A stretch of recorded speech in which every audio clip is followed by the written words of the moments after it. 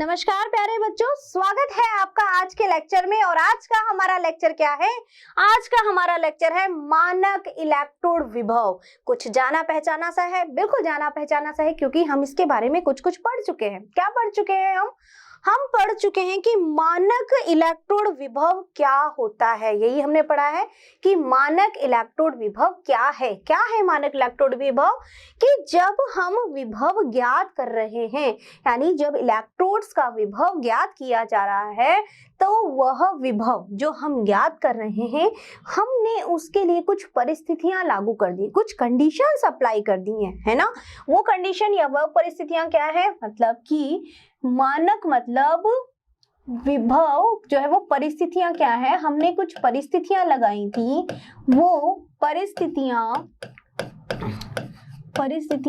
क्या थी बच्चों? जो हमने लगाई परिस्थिति, सोचिए, याद कीजिए। हाँ, बिल्कुल सही सोच रहे हैं। ताप और दाब और सांद्रता।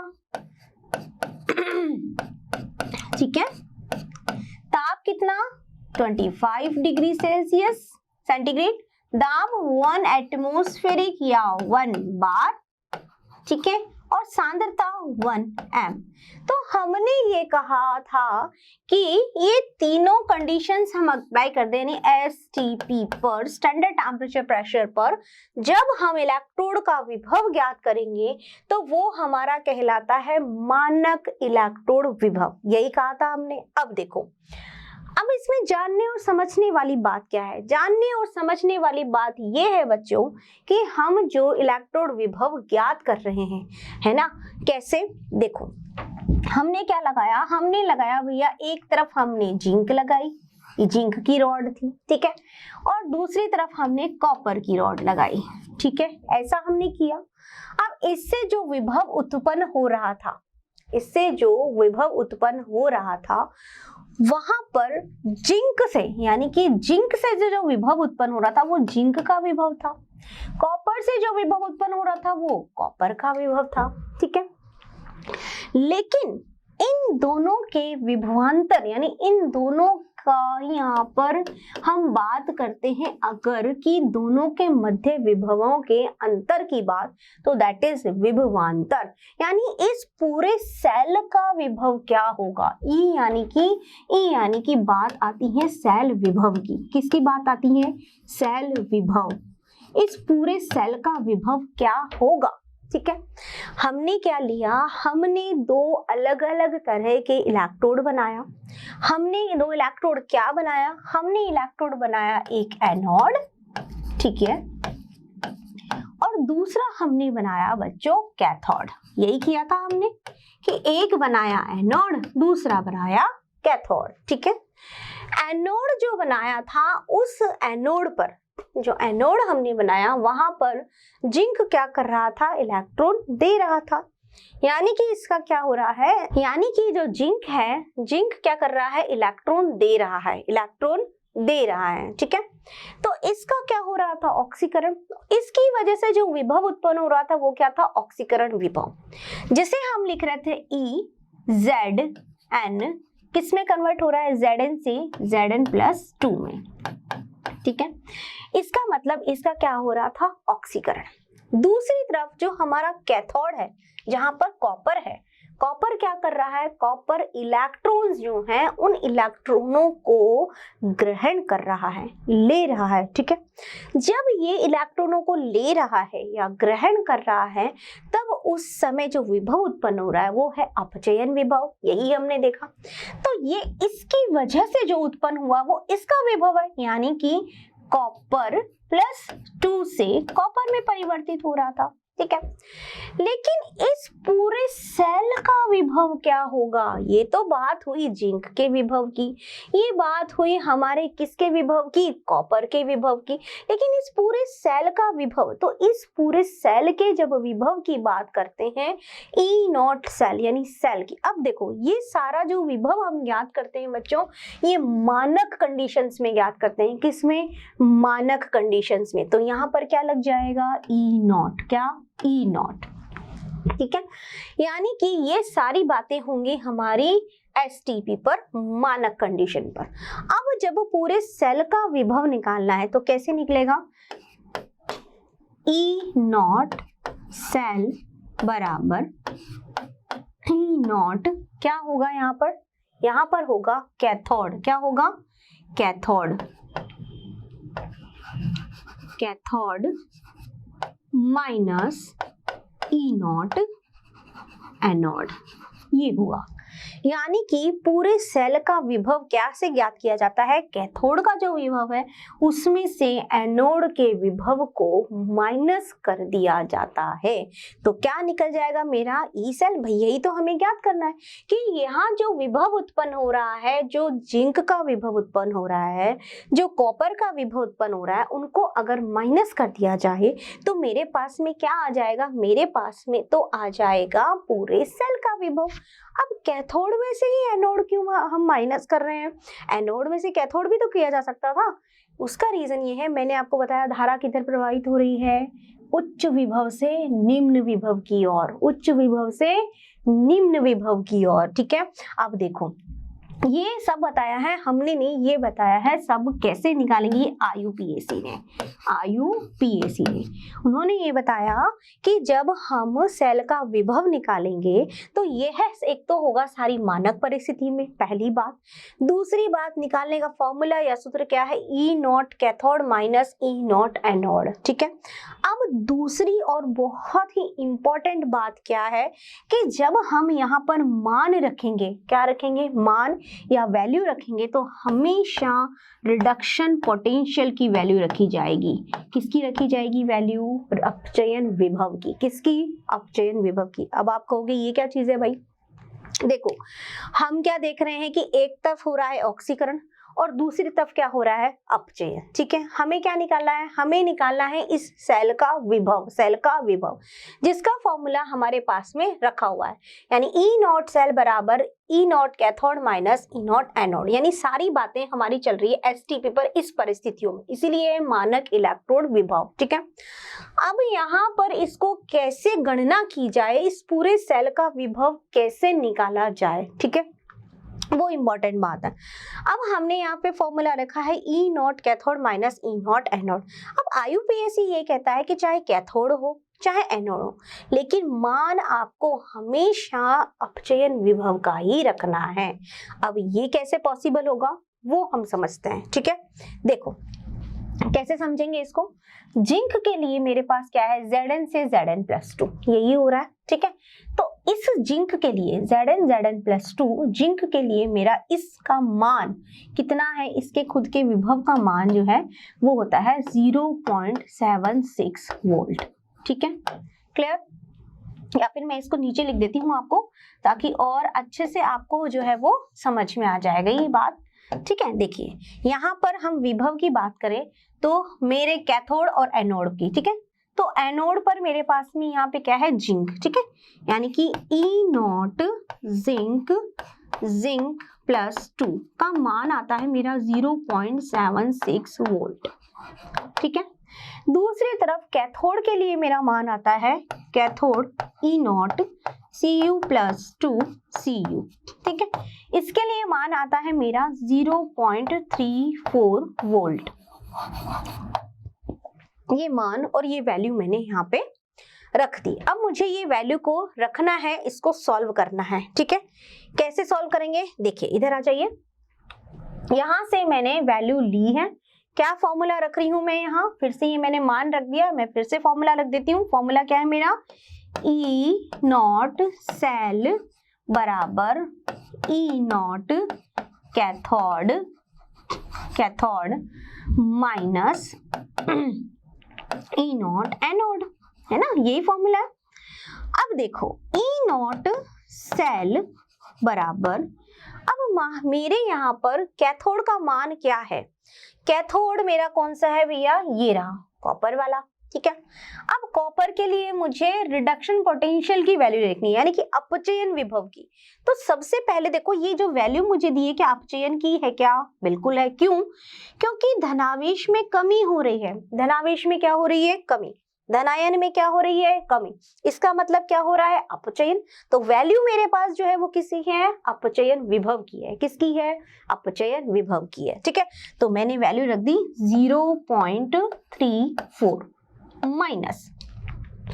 अब एनोड की देखो, एनोड की मेरे पास वैल्यू क्या है, एनोड की मेरे पास वैल्यू है 0.76 वोल्ट। लेकिन ये तो मेरा क्या हो रहा है, ये तो ऑक्सीकरण हो रहा है। अब इसका ही अगर अपचयन करेंगे, इसका अगर अपचयन हो, कैसे, आप कहोगे मैम इसका अपचयन कैसे होगा, देखो ऐसे कैसे होगा, अगर E नॉट Zn+2 Zn, अब क्या हो रहा है देखो ध्यान से, धनावेश में कमी हो रही है, यहाँ वृद्धि हो रही थी तो ऑक्सीकरण, कमी हो रही है तो अब क्या हो गया इसका अपचयन।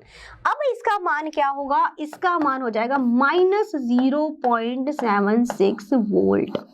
इतनी सी बात आपको दिमाग में रखनी है, ध्यान में रखनी है क्या, कि अगर आपके पास में इस तरह से कोई वैल्यू दी हुई हो और हमें पता है कि हमें वैल्यू आरपी यानी रिडक्शन पोटेंशियल की वैल्यू ही रखनी है, तो बस उसका जस्ट अपोजिट यानी साइन चेंज कर दो और कुछ नहीं करना। ठीक है, जैसे यहाँ पर वैल्यू पॉजिटिव में थी, हमने उसको किस में कर दिया, नेगेटिव में। इतनी सी बात है, सिर्फ दिमाग में यही बात आपको रखनी है, समझनी है। फिर से मैं आपको समझा रही हूँ, एक बार ध्यान से इसको समझना। हमारे पास में हमें पूरे सेल का विभव ज्ञात करना है। क्या ज्ञात करना है, सेल का विभव। ठीक है, अब सेल का विभव ज्ञात करने के लिए हमारे पास में जिंक का अपना एक विभव है और कैथोड यानी कॉपर में जो है कैथोड पर उसका अपना एक विभव है। ठीक है, अब इन दोनों का विभव के मध्य जो अंतर होगा वही हमारे सेल का विभव होगा। अब सेल का विभव निकालने का जो फॉर्मूला है आईयूपीएसी के अकॉर्डिंग क्या है, ई नॉट सेल बराबर नॉट कैथोड माइनस एनोड। ठीक है, जब भी हम ये फॉर्मूला रखेंगे तो हमें सिर्फ इतनी सी बात ध्यान रखनी कि हमेशा जो वैल्यू है वो किसकी लिखी जाएगी, अपचयन विभव की। चाहे ऑक्सीकरण हो रहा हो, यहाँ पे ऑक्सीकरण हो रहा है ना, हो तो ऑक्सीकरण रखा है, लेकिन वैल्यू हम किसकी लिखेंगे, अपचयन विभव की। ये क्यों किसने कहा, आईयूपीएसी के अकॉर्डिंग। ठीक है, तो आपको इतना सा ध्यान रखना है कि जो वैल्यू आपको रखनी है वो किसकी रखनी है, अपचयन विभव की। आरपी मतलब, आरपी का मतलब क्या है, अपचयन विभव, अपचयन विभव। ठीक है बच्चों, इतनी सी बात ध्यान रखनी है। अब देखो यहां पर हमने वैल्यू कैसे निकाली, भाई ये ऑक्सीकरण था, अगर धनावेश में कमी हो गई, जस्ट अपोजिट कर दिया तो क्या हो गया, इसका अपचयन। तो क्या निकल गया मेरे पास में, मेरे पास में निकल गया है अपचयन विभव। क्या निकल गया, अपचयन विभव। अब मैं इसका मान रख सकती हूँ, बिल्कुल रख सकती हूँ, क्या है, -0.76 यही है वोल्ट। अब मेरे पास में ई नॉट सेल क्या निकल के आएगा, मेरे पास ई नॉट सेल निकल के आएगा कितना, 1.10 वोल्ट। क्या आएगा, 1.10 वोल्ट। ठीक है बच्चों, तो इस तरह से हम क्या ज्ञात कर सकते हैं, इस तरह से हम सेल का विभव ज्ञात कर सकते हैं। ठीक है, तो हमारे पास अब ये सेल का विभव हो गया। आपको क्या ध्यान रखना है, आपको ध्यान रखना है ये फॉर्मूला। ठीक है, ये फॉर्मूला जो मैंने आपको बताया ये आपको दिमाग में रखना है, E naught cathode minus E naught anode. ठीक है, अब ये बातें सारी हो गई, लेकिन अब बात यहाँ पे ये आती कि हमें कैसे पता चला भाई ये जिंक का जो था वो 0.76 वोल्ट था या कॉपर का था जो 0.34 था, ये हमें कैसे पता चला, है ना, ये सबसे इंपॉर्टेंट बात है। अब देखो, इसको पता करने के लिए यानी इस चीज को समझने के लिए क्या आया, इसके लिए आया हमारे पास में स्टैंडर्ड हाइड्रोजन पोटेंशियल। ठीक है, यानी SHE। ठीक है, अब बात करते हैं किसकी, अब बात करते हैं हमारी किसकी बच्चों, SHE यानी स्टैंडर्ड हाइड्रोजन पोटेंशियल। SHE मानक हाइड्रोजन इलेक्ट्रोड विभव। ठीक है, मानक हाइड्रोजन इलेक्ट्रोड, H मतलब क्या है यहाँ पर, ये लिख देती हूं मैं, मानक हाइड्रोजन इलेक्ट्रोड।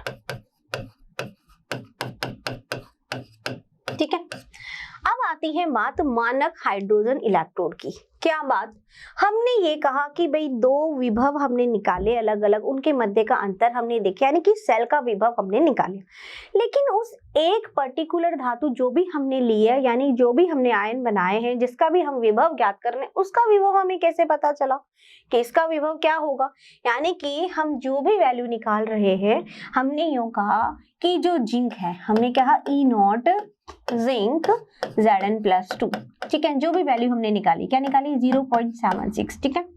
दूसरी तरफ हमने कहा E naught copper +2 is copper 0.34 volt, ठीक है, ये वैल्यू हमने निकाली, ठीक है। अब ये वैल्यू हमारे पास कैसे आई, इन दोनों वैल्यू को हम कैसे निकालेंगे, कैसे पता करेंगे, तो उसके लिए क्या हुआ, आविष्कार हाइड्रोजन इलेक्ट्रोड का। देखो हमें पता है आवश्यकता ही आविष्कार की जननी होती है ना।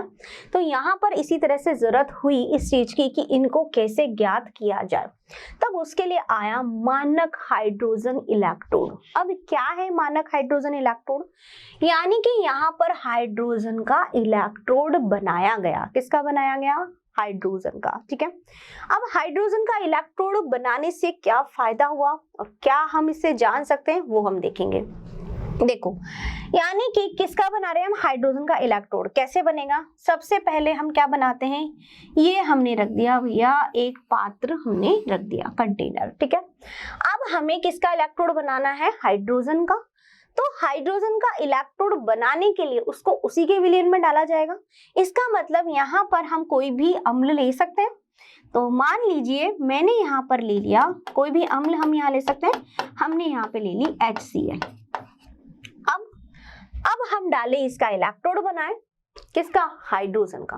लेकिन हमें पता है कि हाइड्रोजन जो है वो क्या है, हाइड्रोजन गैस है। हाइड्रोजन क्या है, गैस है, हाइड्रोजन तो धातु है ही नहीं। तो अब इसका इलेक्ट्रोड कैसे बनेगा, वो भी एक समस्या थी। तो इस प्रॉब्लम को दूर करने के लिए क्या लगाया गया बच्चों, इसके लिए लगाया गया यहाँ पे एक प्लेटिनम का तार। किसका तार, प्लेटिनम का, ठीक है। एक प्लेटिनम का तार यहाँ पे लगा दिया गया है। अब इस प्लेटिनम के तार को लगाने का क्या मीनिंग है, यानी इसको ही क्यों लगाया गया, उसको भी समझेंगे। देखो दूसरी केस, पहले तो हम इसकी एक स्ट्रक्चर देख लेते हैं, एक संरचना देख लेते हैं कि आखिरकार ये हाइड्रोजन इलेक्ट्रोड बना कैसे, ठीक है। दूसरी तरफ क्या लगाई गई, दूसरी तरफ एक उल्टे यू आकार की नली लगाई गई। कौन सी यू आकार की, उल्टे यू आकार की कांच की नली बनाई गई, ठीक है। उल्टे यू आकार की कांच की नली, और इस कांच की नली में से यहाँ से हाइड्रोजन जो गैस है वो दी गई, ठीक है। तो इस तरह से क्या हमारा ये इलेक्ट्रोड बन गया, क्या बन तो रहा है, कैसे, लेकिन देखो यहां से हाइड्रोजन गैस पास की, ठीक है, प्लेटिनम का तार लगा दिया, प्लेटिनम की चिप नीचे है और HCl का विलयन यहाँ पे डाल दिया। अब होता क्या है बच्चों, जो प्लेटिनम है, प्लेटिनम क्या है, इसकी खासियत क्या है, आपको सबको पता होगी, एक अक्रिय धातु है। क्या है, अक्रिय धातु है, यानी कि यह क्रिया नहीं करती है, ये क्रिया नहीं करती, अक्रिय है। इसका मतलब इजीली हाइड्रोजन गैस जो है वो यहाँ पर अब आ जाएगी, ठीक है। अब हाइड्रोजन गैस जब यहाँ पर आएगी, क्योंकि ये क्रिया तो करेगा ही नहीं, तो हाइड्रोजन गैस जब यहाँ पर आएगी तो ये यहाँ इस चिप पर अधिशोषित हो जाएगी। क्या हो जाएगी, अधिशोषित, ठीक है। और कुछ हाइड्रोजन गैस यहाँ बुलबुलों के रूप में रहेगी, ठीक है, कुछ यहाँ पर अधिशोषित। अधिशोषित मतलब इसकी प्लेट के ऊपर यहाँ पर चिपक गई है, कौन, हाइड्रोजन गैस। तो इस तरह से अब इसका इलेक्ट्रोड बन गया। क्या, अब वाकई में इसका इलेक्ट्रोड बनने जा रहा है। क्यों, क्योंकि हाइड्रोजन जो है वो दोनों तरह से व्यवहार करती है। कैसे दोनों तरह से, यानी हाइड्रोजन जो है बच्चों वो कैथोड का काम भी करेगी और वो एनोड का काम भी करेगी। ये तो बहुत इंटरेस्टिंग बात है, बिल्कुल इंटरेस्टिंग बात है। यानी कि कहने का मीनिंग क्या है कि जो हाइड्रोजन गैस है वो हाइड्रोजन गैस क्या करेगी, हाइड्रोजन गैस कैथोड का काम भी कर रही है, हाइड्रोजन गैस एनोड का काम भी। इसका मतलब तो इसमें ऑक्सीकरण भी हो रहा है और अपचयन भी। बिल्कुल सही है कि इसमें यहाँ पर क्या हो रहा है, अपचयन, ठीक है, और यहाँ क्या हो रहा है, ऑक्सीकरण। बिल्कुल हो रहा है। यानी कि जो हाइड्रोजन है वो हाइड्रोजन यहाँ पर क्यों ली है, क्योंकि जो हाइड्रोजन है वो हाइड्रोजन यहाँ पर कैथोड और एनोड दोनों की तरह से कार्य कर रही है। ठीक है, कैसे इसको बनाया, हमने एक पात्र लिया, ठीक है, उसमें हमने HCl गैस डाली, क्योंकि हम जिसका भी इलेक्ट्रोड बनाते हैं उसको उसी के विलयन में डालते हैं। हमने इसको HCl विलयन में डाल दिया। अब हमने एक प्लेटिनम का तार जोड़ा, ठीक है। अब इस प्लेटिनम के तार में हमने क्या लगाया, यहाँ से हाइड्रोजन गैस उल्टे ही कांच की एक नली फिट कर दी और वहां से हमने हाइड्रोजन गैस पास की। जब हाइड्रोजन गैस यहाँ पे आई है तो ये इसकी सतह पर अधिशोषित हो गई, कुछ बुलबुलों के रूप में आ गई। अब यहाँ पर ये हाइड्रोजन जो है वो दोनों तरह से व्यवहार कर रही है, कैथोड की तरह से भी और एनोड की तरह से भी। क्यों, कैथोड मतलब अपचयन भी हो रहा है, एनोड मतलब ऑक्सीकरण भी हो रहा है। कैसे हो रहा है उसको अब समझिए। सबसे पहले मैं आपको यही समझाती हूँ ताकि आपको यही समझ में आए। अपचयन, अपचयन हो रहा है, इसका मतलब इलेक्ट्रॉन ग्रहण कर रहा है, इलेक्ट्रॉन ग्रहण कर रहा है, यानी कि 2H प्लस 2 इलेक्ट्रॉन ग्रहण करके क्या बनाएगा, H2। क्या हो गया, इसका अपचयन हुआ कि नहीं। धनावेश में कमी आ गई, यहाँ ऑक्सीडेशन स्टेट प्लस, यहाँ पे क्या हो गया, 0, है ना। तो धनावेश में क्या आ गई, कमी, यानी कि इलेक्ट्रॉन ग्रहण किया, क्या हो गया, अपचयन। तो इसको कैथोड के रूप में काम में लिया जा सकता है। दूसरी बात, एनोड पर क्या हो रहा है, ऑक्सीकरण। कैसे, इसको भी देखते हैं।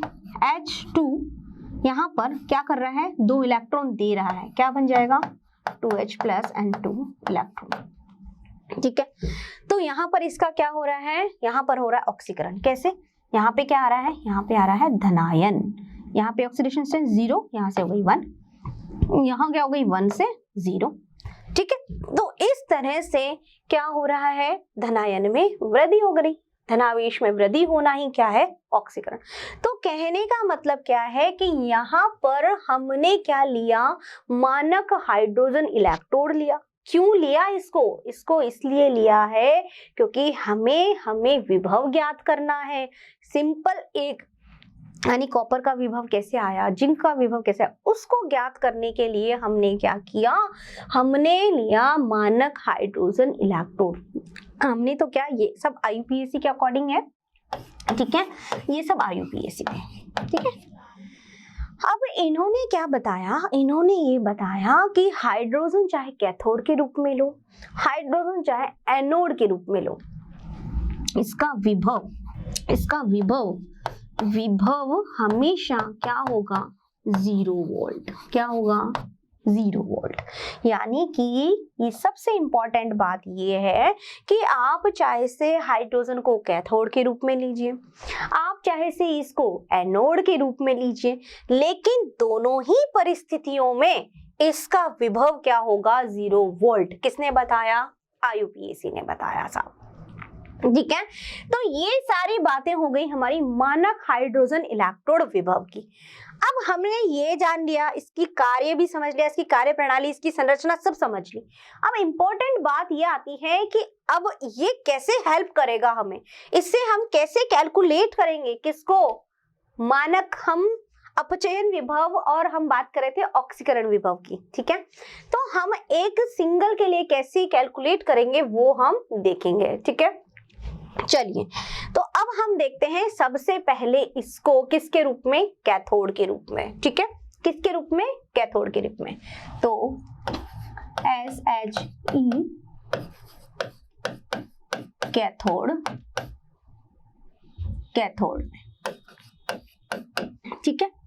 यानी कि मान लीजिए हम क्या कह रहे हैं, हमारे पास में 2 विभव है भाई। अगर आपको यूं कहा जाता है x प्लस y बराबर है 20 मान लीजिए, ठीक है। तो आप क्या बता सकते हो क्या x का मान कितना है या y का मान यहाँ पर कितना है, नहीं बता सकते हो ना, ठीक है।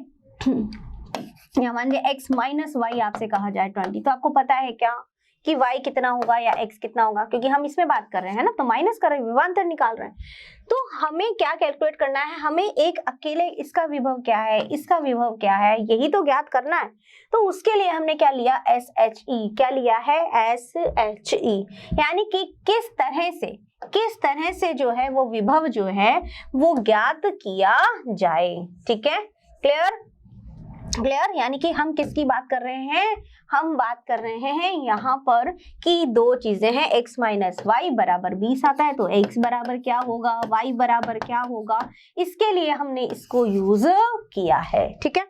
अब कैसे किया है वो, सबसे पहले हम किसको यूज कर रहे हैं, कैथोड के रूप में, यानी इसको हमने कैथोड के रूप में यूज किया। तो हमारा इधर क्या रहता है, एनोड, उधर क्या आएगा, कैथोड। तो सबसे पहले हमारा एनोड बना ले, चलिए बना लेते हैं। ये हमने बनाया हमारा एनोड। एनोड में हमारे पास क्या था बच्चों, एनोड में हमारे पास में ये प्लेट थी, इस ये जिंक था, है ना, और जिंक में यहाँ पे मेरे पास था ZnSO4, ठीक है।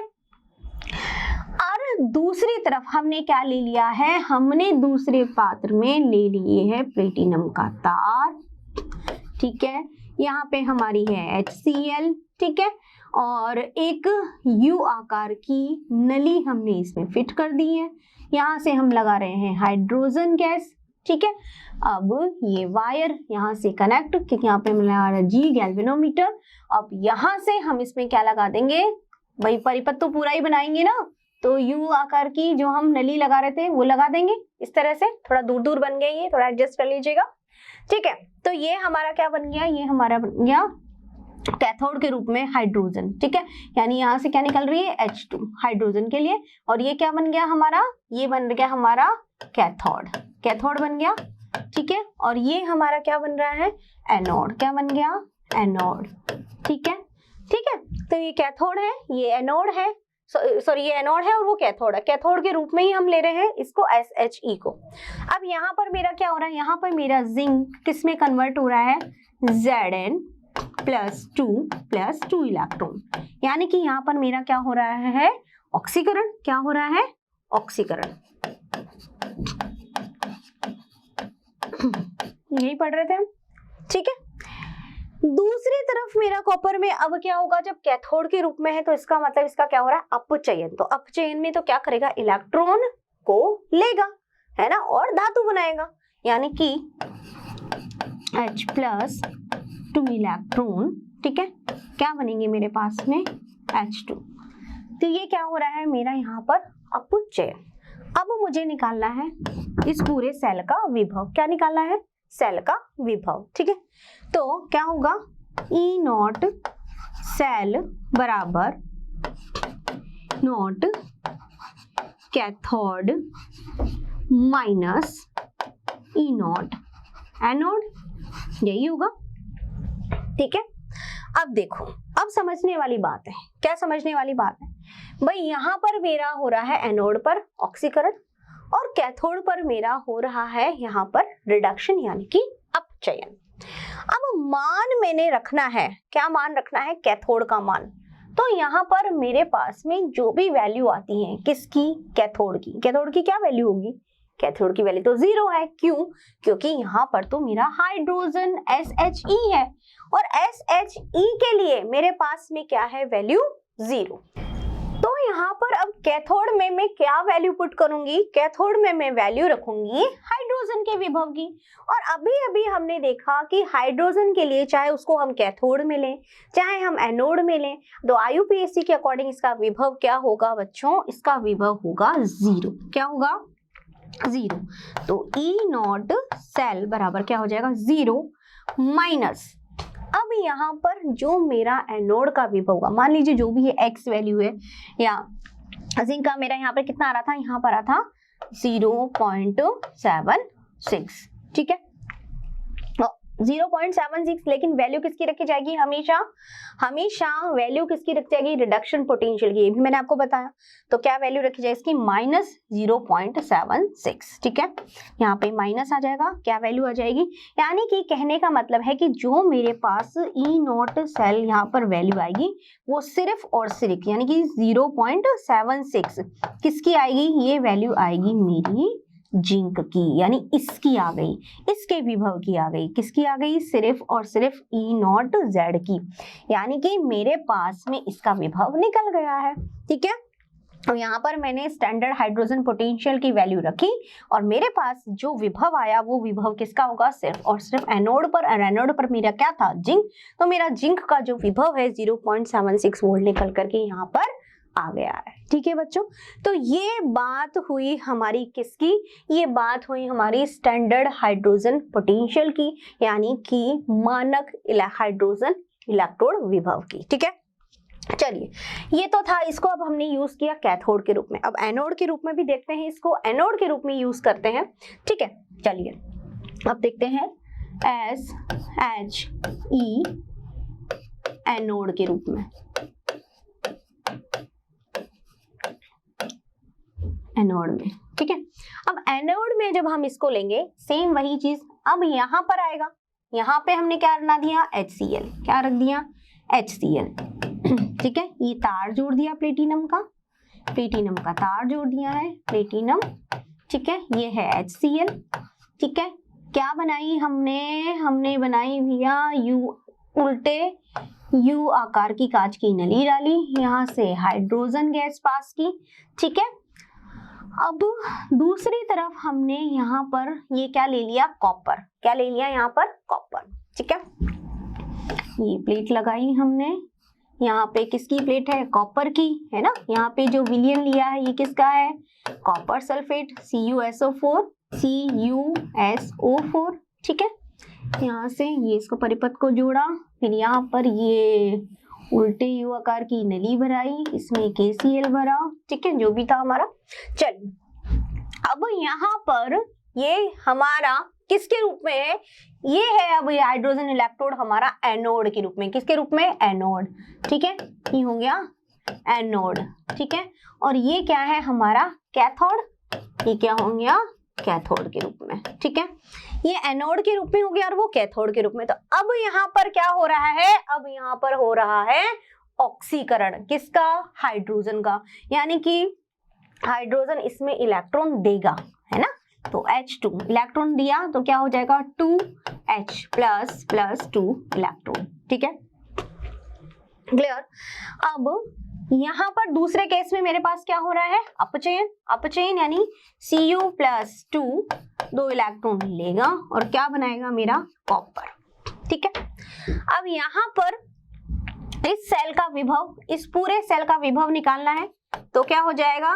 E0 सेल बराबर E0 cathode minus E0 anode, यही वैल्यू होगी। ठीक है, बस इतना ध्यान रखना है बच्चों, जब भी वैल्यू रखनी है तो हमेशा अपचयन विभव का ही मान रखना है।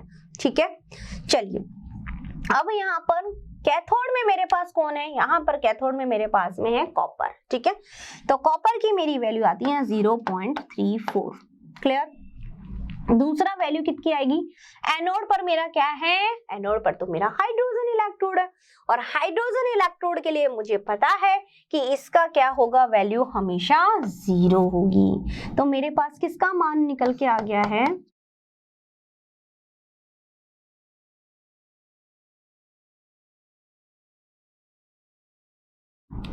यानी कि ये मेरे पास सिर्फ किसका? कॉपर का मान निकल करके आ गया। यानी कि इससे मुझे अब इजी हो गया है कि मैं एक अकेले कॉपर का निकाल सकती हूँ, मैं एक अकेले जिंक का निकाल सकती हूँ, है ना, और फिर मैं उस वैल्यू से पूरे सेल का निकाल सकती हूँ। निकाल सकते हैं भाई, हमने इससे पहले जिंक का निकाल लिया, कॉपर का निकाल लिया, फिर हमने पूरा जब जिंक और कॉपर के इलेक्ट्रोड बनाए तो पूरे सेल का विभव हमने निकाल लिया। फॉर्मूला आपको ये ध्यान रखना है और इस फॉर्मूले में भी किसका ध्यान रखना है, रिडक्शन पोटेंशियल यानी अपचयन विभव का मान ही रखना है। तो ये काम था हमारा किसका, SHE यानी कि हाइड्रोजन इलेक्ट्रोड का। ठीक है, तो यहाँ पर एनोड के रूप में मेरे पास में क्या था, एनोड के रूप में मेरे पास SHE भी लिख सकते हैं। यहाँ पर इसका मान क्या है, 0 वैल्यू करी तो इसका मान मेरे पास निकल करके आ गया। ठीक है बच्चों, तो ये बातें हुई किसकी, ये बात हुई मानक हाइड्रोजन इलेक्ट्रोड विभव की। अब आप इजीली इलेक्ट्रोड विभव, देखो सेल का विभव जब पॉजिटिव में आता है इसका मतलब आपका सेल प्रॉपर सही तरीके से वर्किंग इसमें हो रही है। ठीक है, तो ये बात हो गई आपकी मानक इलेक्ट्रोड विभव की।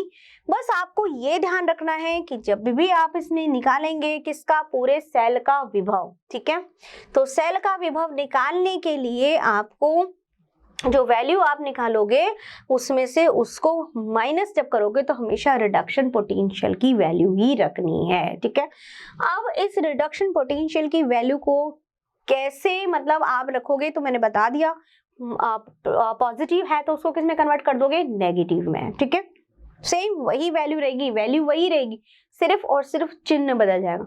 अब आपको ये समझना होगा कि कहां पर तो क्या हो रहा है, रिडक्शन हो रहा है और कहां पर जो है वो ऑक्सीडेशन हो रहा है। ठीक है, ये अब आपको जानना और समझना होगा कैसे। अब इसका एक हम क्वेश्चन कर लेते हैं जिससे कि आपको ये जो कॉन्सेप्ट है वो थोड़ा सा क्लियर हो जाएगा। ठीक है बच्चों, तो अभी क्वेश्चन कर लेते हैं जिससे कि हमें जो है ये कॉन्सेप्ट अच्छे से समझ में आ जाए। कौन सा वाला, कैथोड माइनस एनोड वाला। ये तो हमारे SHE था, यानी कि वैल्यू हमने कैसे निकाली। लेकिन अब इससे रिलेटेड कि अगर हम किसी सेल के लिए निकालते हैं वैल्यू कैथोड माइनस एनोड की, तो वैसे तो मैंने आपको एक एग्जांपल जिंक और कॉपर का समझा दिया, एक एग्जांपल और देखिए मैं आपको समझा देती हूँ। देखिए, मान लीजिए हमारे पास में क्वेश्चन कुछ इस तरह का है। क्या है क्वेश्चन है हमारे पास में Zn plus 2 then Pb plus 2 and then Pb। ठीक है, ये हमारे पास में है। ठीक है, अब देखो यहाँ पे मुझे जो वैल्यू दी हुई है वो किसकी दी हुई है, E नॉट Zn प्लस 2 बराबर 0.76 वॉट, ये पता है हमको, है ना। दूसरी वैल्यू दे रही है E not Pb plus 2 that is 0.13 volt. ये वैल्यू मेरे पास दी हुई है। ठीक है, ये क्वेश्चन है हमारा, क्वेश्चन हमें दिया हुआ है इस तरह से। ठीक है, हमें इसका निकालना है E नोट सेल हमें इसका निकालना है। ठीक है, वैल्यू हमारे पास दी। अब देखो यहाँ पे आप सोचोगे कि यहाँ से यहाँ धनावेश में वृद्धि हो रही है, इसका मतलब क्या हो रहा है, ऑक्सीकरण। क्या हो रहा है, ऑक्सीकरण। यानी ये जो वैल्यू दी हुई है वो किसकी दी हुई है, ऑक्सीडेशन की। ठीक है, यहाँ पर भी देखने को क्या मिल रहा है, यहाँ पर भी जो मान दिया हुआ है वो ऑक्सीडेशन का दिया हुआ है कि नहीं। देखो यहाँ भी क्या हो रहा है, धनावेश में वृद्धि हो रही है। ठीक है, यहाँ भी धनावेश में वृद्धि हो रही है, दोनों केस में ऐसा हो रहा है। और जहां धनावेश में वृद्धि होती है हमें पता है कि क्या होगा, ऑक्सीकरण। इसका मतलब ये दोनों ही मान हमें ऑक्सीकरण के दिए हुए हैं, कि ऑक्सीकरण विभव के दिए हुए हैं। ठीक है, अब कैसे मान रखें, फॉर्मूला लिख लेते हैं सबसे पहले। तो E नॉट सेल बराबर E not cathode minus E not anode, यही फॉर्मूला है। ठीक है, अब देखो कैथोड की जगह में किसको रखा जाता है, जिसका रिडक्शन हो। अब यहाँ तो दोनों मान मेरे ऑक्सीडेशन के हैं, किसको रखूं यहाँ पे, तो यहाँ देखिए सबसे ऊपर क्वेश्चन में यहाँ धनावेश में वृद्धि हो रही है, बिल्कुल। तो इसका मतलब क्या हो रहा है, ऑक्सीकरण। यहाँ पर धनावेश में कमी हो रही है, इसका मतलब क्या हो रहा है, अपचयन। तो कैथोड पर मेरा क्या है, Pb प्लस 2 Pb, यानी कि अपचयन हो रहा है। तो Pb का मान कहाँ रखा जाएगा, Pb का मान रखा जाएगा कैथोड में। अब Pb का मान मुझे कैथोड में तो ऑक्सीडेशन का लिख दिया हुआ है, और मान तो मुझे किसका लिखना है, मान मुझे लिखना है रिडक्शन पोटेंशियल यानी अपचयन विभव का। हो अपचयन रहा है मान ऑक्सीकरण का दिया है, लिखना मुझे अपचयन का मान है, तो क्या करूंगी, इसका क्या कर दूंगी, माइनस, क्या कर दूंगी, माइनस, माइनस में वैल्यू आ जाएगी, मेरे पास क्या हुआ 0.13 वोल्ट पॉजिटिव में दिया हुआ, दैट मीन्स ये वैल्यू किस में आ जाएगी, माइनस 0.13, यही हो जाएगी। नेक्स्ट आते हैं हम एनोड पर। ये तो बात हो गई कैथोड की।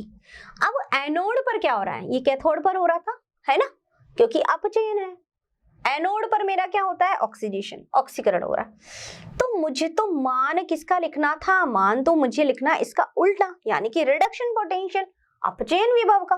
तो जब ये मान प्लस में, तो ये भी किस में हो जाएगा, माइनस में, माइनस 0.76 वोल्ट। ठीक है, अब क्या होगा, अब मुझे पता है माइनस माइनस क्या हो जाएगा, प्लस, तो क्या हो जाएगा, ये E नॉट सेल बराबर क्या हो जाएगा बच्चों, माइनस 0.13 प्लस 0.76। ठीक है, अब इसमें से इसको माइनस कर देंगे, तो माइनस करने पर क्या मान आ जाएगा, E नॉट सेल बराबर, सब्ट्रैक्ट करो क्या हो जाएगा, 6 है, 3 निकल गया तो कितना होगा 3, ठीक है, 7 में से 1 गया तो 6, यानी 0.63 वोल्ट प्लस में आ रहा है, प्लस में आएगा क्योंकि बड़ी वैल्यू इसकी है, तो ये मेरा हो गया इसके लिए आंसर या उत्तर। ठीक है बच्चों, तो इस तरह से हम क्वेश्चन को सॉल्व कर सकते हैं। क्वेश्चन में आपको सिर्फ ये चीज ध्यान रखनी है, कहाँ ऑक्सीकरण हो रहा है, कहाँ अपचयन हो रहा है, हमेशा मान किसका रखना है, अपचयन का रखना है। बस ये अगर समझ में आ गया तो ये आराम से समझ जाओगे। मान सिर्फ जो वैल्यू दी उसका नेगेटिव कर दो, है ना, नेगेटिव रखा, मान रखा, सॉल्व किया, उत्तर आ गया। ठीक है, तो बच्चों ये बातें थी हमारी सारी किसके बारे में, इलेक्ट्रोड विभव के बारे में। ठीक है, यानी कि हमने क्या समझा, क्या पढ़ा और क्या जाना आज, इसको हम थोड़ा सा एक रिवाइज कर लेते हैं। हमने क्या पढ़ा, हमने ये पढ़ा कि जो धातुएं होती हैं, यानी कि हम क्या पढ़ रहे हैं, सेल। ठीक है, सेल में हमने ये देखा गैल्वेनिक सेल, यानी कि हम जो पढ़ रहे हैं हमारा विद्युत रासायनिक सेल है। विद्युत रासायनिक सेल क्या काम करता है, विद्युत रासायनिक सेल विद्युत यानी कि रासायनिक ऊर्जा का रूपांतरण किसमें कर रहा है, विद्युत ऊर्जा में। ठीक है, वहां हमने गैल्वेनिक सेल पढ़ा, गैल्वेनिक सेल की सारी हमने स्ट्रक्चर पढ़ी, जानी। अब हमने उसमें देखा कि हमने उसमें 2 इलेक्ट्रोड बनाए, कौन कौन से, कैथोड और एनोड। ठीक है, और उन्हीं कैथोड और एनोड की वजह से, यानी उन 2 इलेक्ट्रोड की वजह से वहां पर जो है हमने क्या देखा, क्या जनरेट हो रहा था, वहां पर जनरेट हो रहा था विभव। क्या उत्पन्न हो रहा था, विभव। क्यों, क्योंकि जो एनोड और कैथोड है वहां पर हमने जो धातुएं ली है वो धातुएं क्या कर रही हैं, ऑक्सीकरण तथा अपचयन, है ना। और ऑक्सीकरण और अपचयन का होना ही तो एक रासायनिक अभिक्रिया वहां पर हो रही है। ठीक है, तो इस वजह से वहां पर क्या उत्पन्न हो रहे हैं, धनायन एवं ऋणायन। अब यही धनायन और ऋणायन उत्पन्न होने की वजह से वहां पर क्या उत्पन्न हो गया है, विभव। ठीक है, वही हमने पढ़ा इलेक्ट्रोड विभव। हमने देखा कि जहां ऑक्सीकरण हो रहा है वो हो हमारा ऑक्सीकरण विभव, जहां हमारा अपचयन हो रहा है हमारे उसमें सेल में हमने जो स्ट्रक्चर देखी थी उसकी बात कर रही हूं मैं, तो वहां पर क्या हो रहा है, वहां हो रहा है ऑक्सीकरण तथा अपचयन, और उनसे उत्पन्न होने वाला विभव है ऑक्सीकरण विभव एवं अपचयन विभव। ठीक है, अब अगर यह जो विभव उत्पन्न हो रहा है, हमने इसको प्रदर्शित करने का तरीका भी देख लिया कि इसको कैसे प्रदर्शित किया जाता है। अब इसके साथ साथ सबसे इंपॉर्टेंट चीज ये कि हमने एक चीज और जानी, क्या, वो था मानक इलेक्ट्रोड विभव। ठीक है, मानक इलेक्ट्रोड विभव यानी कि जब विभव जो है वो एक स्पेशल कंडीशन में, एक मानक परिस्थितियों में ज्ञात किया जाए। भाई विभव तो हम ज्ञात कर ही रहे हैं, लेकिन अगर हमने वहां पर कोई परिस्थिति लगा दी, कौन सी परिस्थिति लगाई, ताप, दाब और सांद्रता, इनमें परिवर्तन करके एक फिक्स वैल्यू हमने रख दी वहां पर। ठीक है, तब जब हमने जो विभव ज्ञात किया वो था हमारा मानक इलेक्ट्रोड विभव। ठीक है, तो बच्चों इस तरह से ये पूरी बात थी हमारी इलेक्ट्रोड विभव के बारे में। अब जब हम आगे पढ़ेंगे और जानेंगे हमारे जो क्वेश्चंस हैं आगे के, यानी कि हम आगे जो कैलकुलेट, इस विभव को कैलकुलेट भी तो करेंगे, तो इस विभव को कैसे कैलकुलेट किया जाता है वो हम सीखेंगे अगले लेक्चर में। ठीक है, और वो सब बातें यानी कि कैसे वैल्यू रखनी है, क्या मान निकलेगा, वो सब हम करेंगे। ठीक है, तो बच्चों हम तो आपको काफी चीजें प्रोवाइड करवा रहे हैं, बता रहे हैं, यहाँ समझा रहे हैं।